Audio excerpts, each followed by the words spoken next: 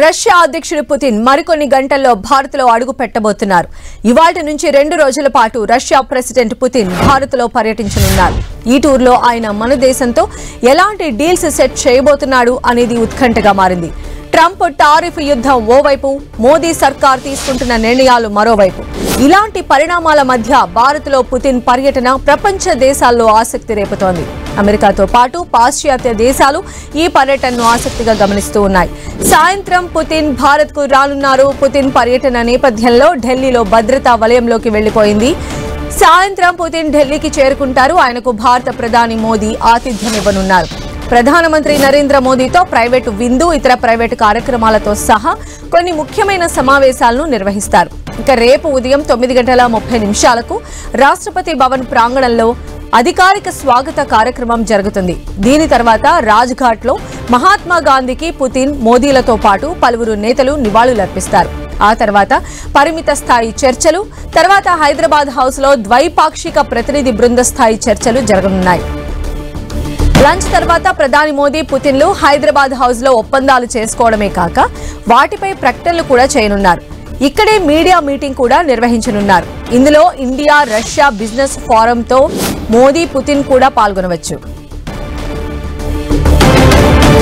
Putin రాకకు సంబంధించి ఆయన స్కెడ్యూల్ ఈ 2 డేస్ లో ఎలా ఉండబోతోంది అనేటువంటి అడిషనల్ డీటెయిల్స్ అందించడానికి మా ప్రతినిధి గోపి మనకు అందుబాటులో ఉన్నారు. గోపి,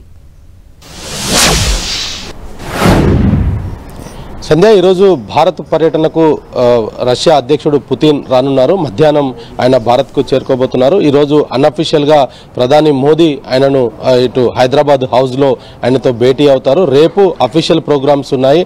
ఇటు భారత్ రష్యా మధ్యలో ఉన్న సంబంధాలు ఇది 23వ ద్వైపాక్షిక సమావేశంగా తెలుస్తుంది. అదేవిధంగా ఈ 2 దేశాల మధ్యలో ఇప్పటికే అనేక రకాల పరస్పర సహకారం కొనసాగుతూ ఉంది. ఇటు యుద్ధ పరికరాలకు సంబంధించి కావచ్చు, సాంకేతిక పరిజ్ఞానానికి సంబంధించి కావచ్చు, ఇతర అంశాలపైన కూడా పరస్పర దేశాలు 2 దేశాలు కూడా పరస్పరంగా సహకరిస్తూ వస్తున్నాయి. అయితే ఈ గత కొద్ది రోజులుగా ఏదైతే భారత్ పాకిస్తాన్కి సంబంధించిన యుద్ధ సమయంలో కూడా S-400కి సంబంధించి ఎంత సమర్థవంతంగా పనిచేసింది, దానికి సంబంధించిన అంశాల తర్వాత భారత్కి S-500 రూపకల్పనలో భాగస్వామ్యం కావాలంటూ కూడా రష్యా ఆహ్వానం పంపడం జరిగింది. అయితే 2 దేశాల మధ్యలో ఇటు వాణిజ్యానికి సంబంధించి కావచ్చు, ఇతర అంశాలపైన కూడా ఈ 2 రోజుల్లో కీలక ప్రకటనలు జరగబోతాయి. అయితే ప్రపంచ దేశాలంతా కూడా భారత్ రష్యా మధ్యలో జరుగుతున్న ఈ 2 రోజుల భేటీకి సంబంధించి కూడా చాలా ఆసక్తిగా ఎదురు చూస్తూ ఉన్నాయి. అమెరికా కూడా దీన్ని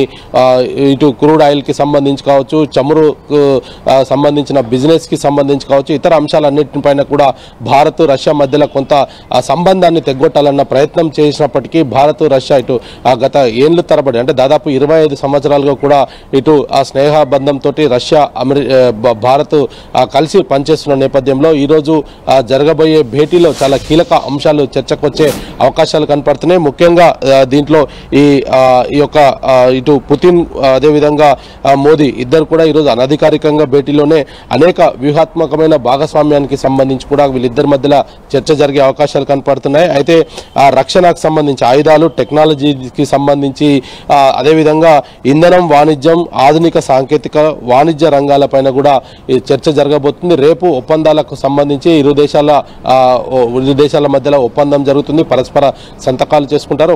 ఈ భారత్ రష్యా కలిసి ఏ రంగాల్లో ముందుకు పోతారు అన్న దానిపైన కూడా మీడియా సమావేశం నిర్వహించి దానికి సంబంధించిన అంశాలను కూడా ఇటు భారతదేశ ప్రజలకు, రష్యా ప్రజలకు తెలియజేసే అవకాశాలు కనపడుతున్నాయి.